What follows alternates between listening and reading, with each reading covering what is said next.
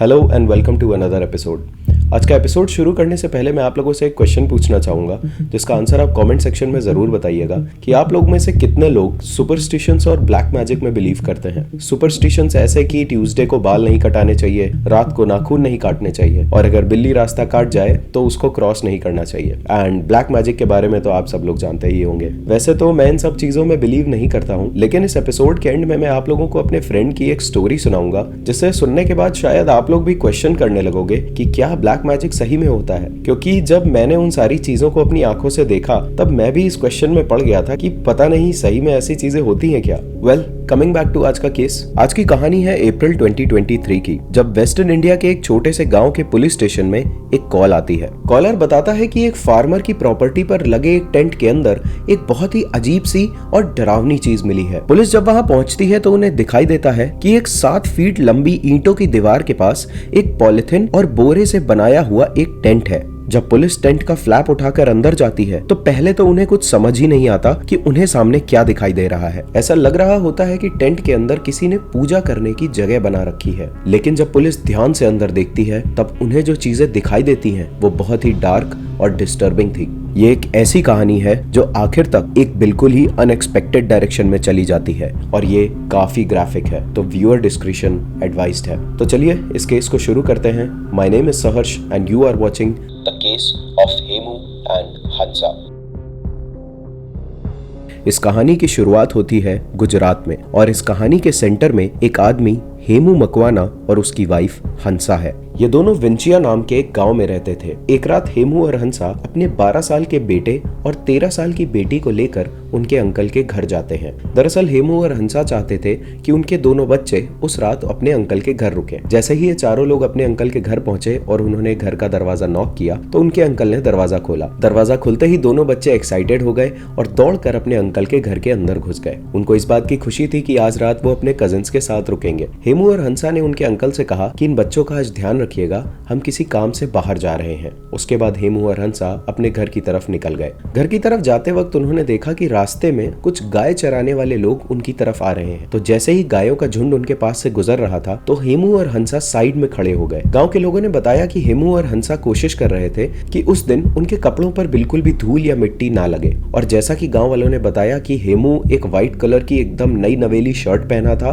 और हंसा ने एक रेड कलर की साड़ी पहनी हुई थी। ऐसा लग रहा था कि आज का दिन उनके लिए बहुत स्पेशल है और उन्होंने नए कपड़े निकाल कर पहने हैं। खैर, जैसे ही वो गायों का ग्रुप वहां से चला गया तो हेमू और हंसा ने एक दूसरे का हाथ पकड़ा और अपने घर की तरफ निकल पड़े। लेकिन घर पहुंचने के बाद हेमू और हंसा डायरेक्ट घर के अंदर नहीं गए, बल्कि गेट पे लगे हुए ताले को खोला और वहीं पर साइड में रख दिया। उन्होंने कुंडी को वैसे ही लगे रहने दिया, उसे नहीं खोला। ऐसा लग रहा था कि मानो वो चाहते थे कि जब कोई उनके घर का दरवाजा खोलने आए तो उस शख्स को दरवाजा खोलने में दिक्कत न हो, इसीलिए उन्होंने उस ताले को खोलकर साइड में रख दिया था। अब ताला खोलने के बाद हेमू और हंसा घर के पीछे वाले हिस्से में चले गए। यहाँ पर उन्होंने एक खेत का छोटा सा हिस्सा ले रखा था जिसमें वो पीनट्स और कॉटन उगाते थे और घर के पीछे एक 7 फीट की दीवार थी जिससे लगाकर उन्होंने एक टेंट बना रखा था। अब हेमू जो खेती के लिए कंपोस्ट लेकर आता था उसकी बची हुई बोरियों की मदद से ही उसने वो टेंट बनाया था। टेंट की दीवारों और रूफ पर उसने वही कंपोस्ट की बोरियां और प्लास्टिक लगा रखी थी। अब हेमू और हंसा ने ये टेंट बनाया क्यों था? तो इस टेंट के अंदर वो शिव जी की पूजा करते थे। बेसिकली उनके लिए ये टेंट शिव जी का एक मंदिर था। अंदर शिव जी की मूर्तियां, हवन कुंड, फल और बहुत सारे फूल रखे हुए थे और हेमू और हंसा डेली इस मंदिर के अंदर धीरे धीरे बहुत सारी चीजें ऐड करते जा रहे थे। अब जैसे ही शाम हुई तो हेमू और हंसा टेंट के अंदर चले गए। अगले दिन दोपहर के वक्त जब उनके बच्चे अपने अंकल के घर से वापस आए तो घर के अंदर घुसते ही उन्होंने अपने माँ बाप को ढूंढना शुरू कर दिया। जब उनके मम्मी पापा उन्हें घर के अंदर कहीं भी नहीं मिले तो बेटे ने सोचा कि शायद मम्मी पापा पीछे वाले टेंट में होंगे, क्योंकि बच्चों ने देखा था कि हेमू और हंसा अक्सर वहां जाकर पूजा पाठ करा करते थे और पूजा करने की आवाजें भी टेंट के बाहर आती रहती थी। तो उसके बाद दोनों बच्चे टेंट की तरफ निकल गए। लेकिन जैसे ही वो टेंट के पास पहुंचे तो आज टेंट के पास एक अजीब सा सन्नाटा था। वैसे यूजुअली जब हेमू और हंसा अंदर होते थे तो घंटी बजाने की और मंत्र पढ़ने की आवाजें उनको टेंट के बाहर आती रहती थी, लेकिन आज वहां एक अजीब सी शांति थी। उन्होंने धीरे से टेंट का फ्लैप उठाया और अंदर झांक कर देखा और सामने जो उन्हें दिखाई दिया वो देखकर उन दोनों बच्चों के होश उड़ गए।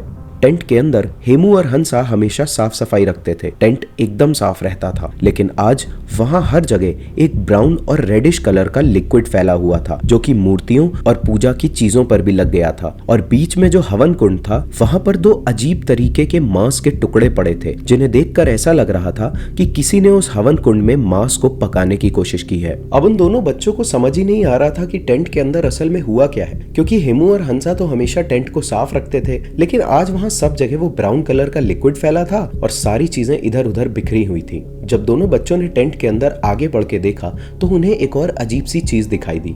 उन्होंने नोटिस करा कि हवन कुंड के अंदर वो मांस के टुकड़े पड़े हैं जो अभी भी गर्म थे और सुलग रहे थे, और उसी हवन कुंड के लेफ्ट साइड में एक लकड़ी का बड़ा सा फ्रेम रखा था, जिसमें एक लोहे की धारदार चीज लगी हुई थी। उन बच्चों को समझ में तो नहीं आया कि वो क्या है, लेकिन उस लकड़ी के स्ट्रक्चर के पीछे जैसे ही दोनों बच्चों ने झांक कर देखा तो उन दोनों की चीख निकल गई। उस लकड़ी के स्ट्रक्चर के पीछे दो डेड बॉडीज पड़ी थी और उन दोनों बॉडीज के ऊपर सर थे ही नहीं। उन बॉडीज को देखते ही दोनों बच्चे समझ गए कि ये उनके माँ बाप हैं, क्योंकि उनमें से एक बॉडी ने व्हाइट कलर की शर्ट और दूसरी बॉडी ने रेड कलर की साड़ी पहनी हुई थी। ये खौफनाक नजारा देखने के बाद दोनों बच्चे इतना ज्यादा डर गए कि वो दौड़ते हुए सीधे गांव वालों की तरफ गए और उन्हें जाकर सब कुछ बता दिया। गांव वालों ने तुरंत पुलिस को इत्तला करी और पुलिस वहां पर पहुंच गई।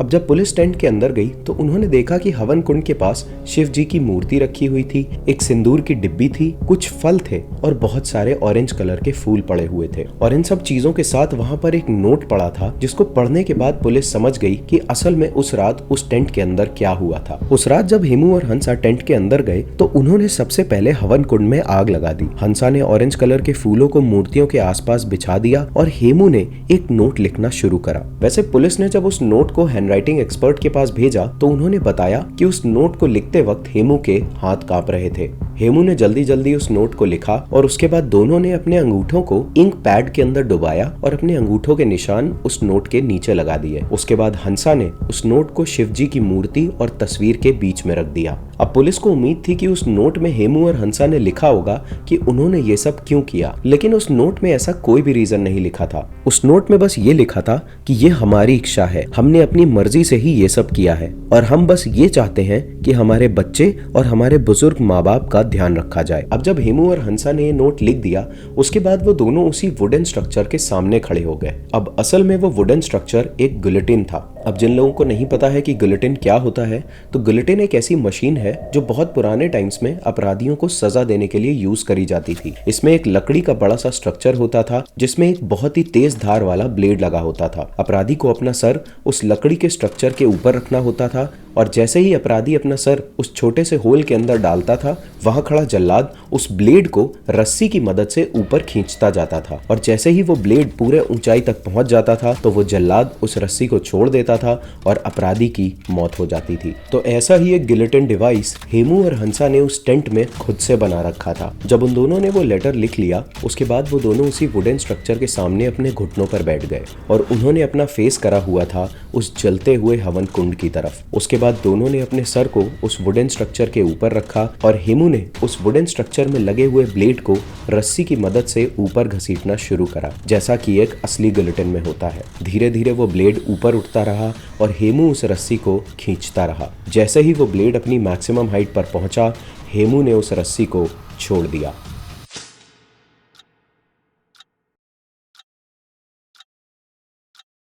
कोई नहीं समझ पाया कि हेमू और हंसा ने ऐसा क्यों किया और अपना सर कर उस हवन कुंड में क्यों डाल दिया। उनके परिवार वालों का कहना था कि वो एकदम नॉर्मल थे, उन्हें कोई फाइनेंशियल प्रॉब्लम भी नहीं थी और ना ही कोई साइकोलॉजिकल इशू था। पुलिस का मानना है कि ये किसी तरह का ब्लैक मैजिक रिचुअल था जिसमें वो शिवजी को प्रसन्न करने की कोशिश कर रहे थे। उस दिन जब हेमू और हंसा अपने बच्चों को उनके अंकल के यहाँ छोड़ने गए थे तो उन अंकल ने भी पूछताछ में यही बताया कि उस दिन भी हेमू और हंसा बहुत ही नॉर्मल बातचीत कर रहे थे कि उनकी खेती कैसी चल रही है, जानवरों की हेल्थ कैसी है और घर वगैरह में किस तरह के चेंजेस होने हैं। उनकी बातचीत से बिल्कुल भी नहीं लग रहा था कि हेमू और हंसा किसी बात को लेकर परेशान हैं या उन्हें कोई साइकोलॉजिकल इशू है। इसीलिए हो जाने के बाद ये एक मिस्ट्री ही रह गई कि हेमू और हंसा ने असल में ऐसा क्यों किया। पुलिस के हिसाब से तो ये एक ब्लैक मैजिक रिचुअल ही है और मुझे भी ऐसा ही लगा कि ये कोई तंत्र मंत्र या जादू टोने का ही कोई केस है। वेल, आपको इस केस के बारे में क्या लगता है कमेंट सेक्शन में जरूर बताइएगा। अब वैसे तो ये केस यहाँ पर खत्म हो गया है, लेकिन वीडियो के शुरुआत में मैंने आप लोगों को प्रॉमिस किया था कि अपने एक फ्रेंड की स्टोरी बताऊंगा, जिसके बाद आप लोगों को शायद विश्वास हो जाएगा कि ब्लैक मैजिक और ये सुपरस्टिशियस चीजें शायद सही में एग्जिस्ट करती हैं। तो वो स्टोरी कुछ इस प्रकार है। करीबन 2 साल पहले मेरा एक फ्रेंड सर्कल था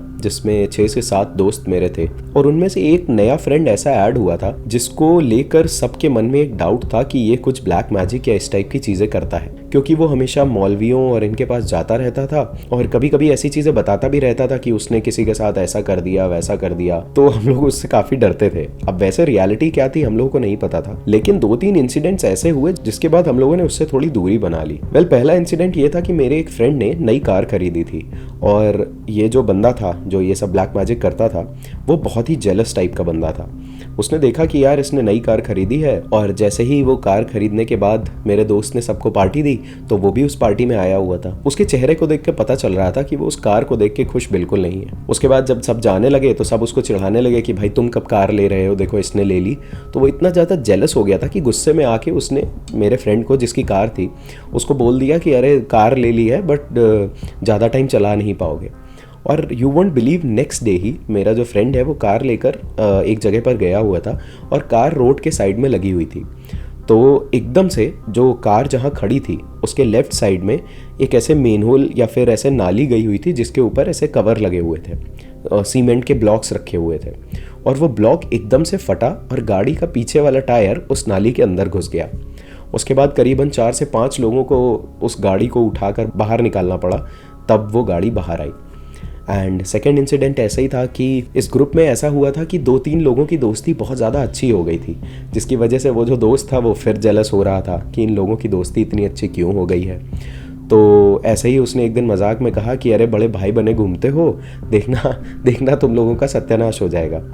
उसके बाद नेक्स्ट डे ही वो तीनों बाइक पर जा रहे थे ट्रिपलिंग करते हुए एंड लिटरली सामने ना ट्रैफिक था ना ही गड्ढा था, एकदम क्लीन रोड थी और सडनली उन तीनों को कुछ अजीब सा फील हुआ और जो बंदा बाइक चला रहा था उसके हाथ से ब्रेक दब गया और वो बाइक वहीं पर स्किड कर गई और वो तीनों वहीं पर गिर गए, उनके काफ़ी चोट आ गई। और जो बंदा बाइक चला रहा था उसने बताया कि भाई मुझे नहीं पता कि मैंने ब्रेक क्यों दबाया, कैसे दबाया, कुछ नहीं पता, वो बस वहाँ गिर गए और उन सबके चोट लग गई। एंड थर्ड इंसिडेंट जो है वो कुछ ऐसा है कि जिस बंदे ने वो कार खरीदी थी उसने शायद अपनी कंपनी स्विच करी होगी और उसको कुछ सैलरी में हाइक मिली थी। तो ये बात जैसे ही उस ब्लैक मैजिक वाले बंदे को पता चली उसने सबके सामने ऐसा ही बोला कि भाई ज़्यादा खुश मत हो, तुम्हारी छीछा लेदर होने वाली है। नेक्स्ट डे ही वो बंदा बीमार पड़ गया और उसको फूड पॉइजनिंग हो गई और मतलब इतनी भयानक उसकी तबीयत खराब हुई कि करीबन 1 हफ्ते तक वो बेड पे ही पड़ा रहा। तो पता नहीं, सारे दोस्तों का कहना था कि भाई यही कुछ करता है। अब फिलहाल में तो हम लोगों ने उससे बात करना छोड़ दिया है, लेकिन आई डोंट नो ये सब क्या था। वेल, ये थी एक छोटी सी मेरी स्टोरी और जिसके बाद मुझे लगा कि पता नहीं यार कुछ तो अजीब है इन सारी चीज़ों में। वेल, ये था आज का केस और मेरी स्टोरी। मिलते हैं नेक्स्ट एपिसोड में, तब तक take care of your families, stay safe and good bye.